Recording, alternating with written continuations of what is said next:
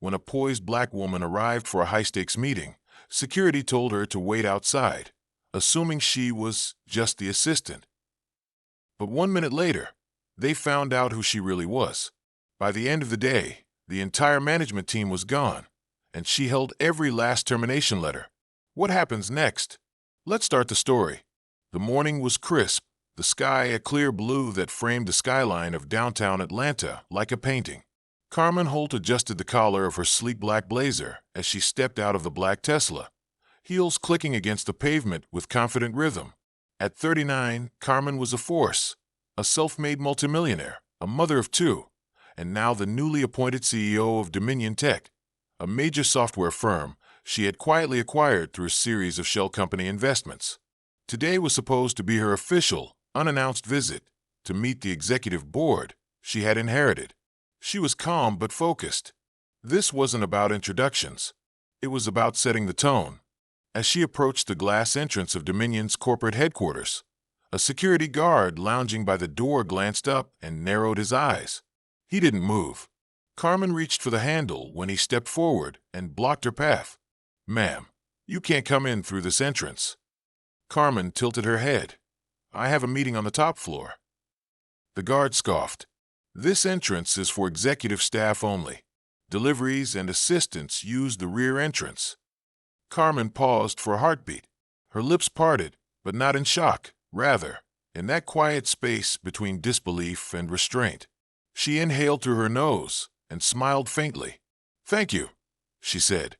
She took 2 steps back and pulled out her phone. With a swift text to her executive assistant, "Initiate protocol, phase 1. She turned on her heel and walked toward her car. The Tesla door opened smoothly, and she slipped inside. From the passenger seat, her assistant waited silently, already coordinating with legal and HR to begin the cascade. Back inside the building, on the top floor, Dominion Tech's executive boardroom buzzed with low conversation. A cluster of men in expensive suits and 2 women in stiff business wear sipped coffee and glanced at their watches. They were expecting an investor representative, some consultant they assumed, to review strategic changes in leadership. None of them realized that they were about to be evaluated by the woman they had unknowingly insulted. Carmen gave it exactly 60 seconds. At 9:02 a.m., she re-entered the lobby, not through the front door this time, but flanked by 2 senior partners from her legal team who had keycard access. The same security guard looked up and did a visible double-take. "Ms. Holt," one of the lawyers said in a voice loud enough to carry. "The board is waiting." Carmen didn't even glance at the guard as she walked past him, the echo of her heels now joined by the crisp steps of her legal entourage. The elevator ride was silent. At the top floor, the doors opened to reveal the long mahogany table where the executive board sat. A few turned toward the elevator and straightened, surprised by the presence of strangers. One middle-aged man with slick-back hair stood. "Excuse me, who are?" "I'm Carmen Holt," she said, her voice sharp and resonant. "I'm also your new CEO, though some of you may have mistaken me for someone less important a few minutes ago." The silence that followed was thunderous. She walked to the head of the table and placed a thick folder in front of her. "This," she continued, opening the folder, "is a detailed review of your department's financials, leadership practices, and internal HR complaints. Most notably, includes a timeline of discriminatory incidents, nepotism, and misuse of funds." Several board members fidgeted. One woman's eyes widened, and another man glanced nervously at his phone. "I've spent the last 2 months watching this company from a distance. Now that I own controlling shares, I'm cleaning house." "Ms. Holt," interrupted Mr. Slickback, whose nameplate read Peter W. Jensen, COO. "There must be some misunderstanding. Dominion has operated with full transparency." "Surely. You can stop there, Peter," Carmen said, her voice cutting through his like a blade through butter. "I've seen the email you sent calling my acquisition a media stunt by another DI puppet. I've also seen the hiring records under your supervision. 0 black hires in management roles in 4 years. 0. Peter swallowed, face draining of color. "But you said we were just having an informal," another board member began. "I lied," she replied simply. One by one, she opened red folders labeled with each board member's name. In each one was a termination letter, already signed and stamped by the board of investors she'd won over weeks earlier. You're all fired. Effective immediately. Chairs scraped the floor. Gasps echoed around the room. You can't. Oh, I can, Carmen replied. And I just did. Legal will guide you out. Security will clear your belongings after review. Your severance packages are in the folders, but most of you don't qualify. As the former leadership team sat in stunned silence, Carmen's phone buzzed. It was a message from her assistant.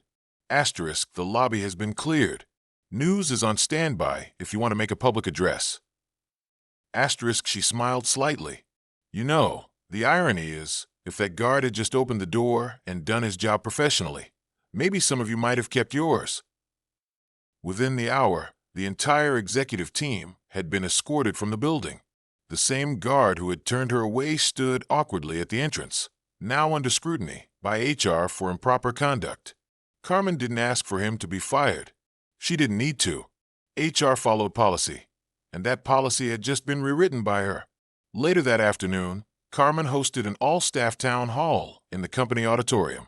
The room was packed. Employees from every department whispered and speculated until Carmen stepped on stage, calm, commanding, and unapologetically herself. My name is Carmen Holt, she said. As of today, Dominion Tech begins a new chapter. I believe in innovation, transparency, and inclusive excellence. The last leadership team failed many of you. That ends now. Thunderous applause erupted, some employees even standing. You'll be seeing new department heads in the coming weeks. Some will be promoted from within. I believe talent is already in this building. It just hasn't been given the chance to rise. After the meeting, dozens of employees, especially women and people of color, approached her, some with tears in their eyes, thanking her for what she had done. One young software engineer said quietly, I never thought I'd see someone like me in your position. Not here. Not like this. Carmen smiled and placed a hand on the young woman's shoulder. You will, she said, and you'll go even further. In less than 24 hours, news outlets caught wind of the shakeup. Headlines like Black Woman CEO Cleans House After Discrimination Incident and New Leadership, New Legacy at Dominion Tech flooded business journals and LinkedIn feeds. Carmen didn't bask in the media praise. She wasn't in it for the optics. She had walked through fire to build her credibility, from growing up in a single-parent household in Birmingham to founding her own startup that sold for $300 million. She had earned her place, and now she was creating a space for others to earn theirs too. Weeks later, Dominion Tech had a new rhythm. Employee engagement skyrocketed. Productivity rose. Departments collaborated. Carmen walked the halls regularly, not just to be seen, but to listen. She remembered every name, every idea pitched in the hallway, every overlooked voice. She also had a new front entrance policy installed. All are welcome, until they prove otherwise. As for the former executives, their departure was quiet. Some tried to sue, but the airtight legal files Carmen had prepared made that impossible. A few disappeared into lesser roles elsewhere, whispers of their fall echoing behind them. And the security guard? He found a job elsewhere, hopefully one where judgment didn't precede service. Carmen's story wasn't about revenge. It was about clarity, courage, and change. And most of all, it was about never letting anyone else decide your worth, especially not the kind of people who never saw you coming.